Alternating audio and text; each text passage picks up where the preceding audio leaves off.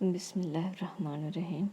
سورہ بقرہ آیت نمبر 118 سے 119 تک میں اللہ پاک فرماتا ہے، اور جو لوگ کچھ نہیں جانتے یعنی مشرک، وہ کہتے ہیں کہ اللہ ہم سے کلام کیوں نہیں کرتا، یا ہمارے پاس کوئی نشانی کیوں نہیں آتی۔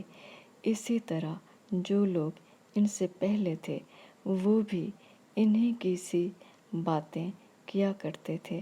ان لوگوں کے دل آپس میں ملتے جلتے ہیں۔ جو لوگ صاحب یقین ہیں ان کے سمجھانے کے لیے ہم نے نشانیاں بیان کر دی ہیں۔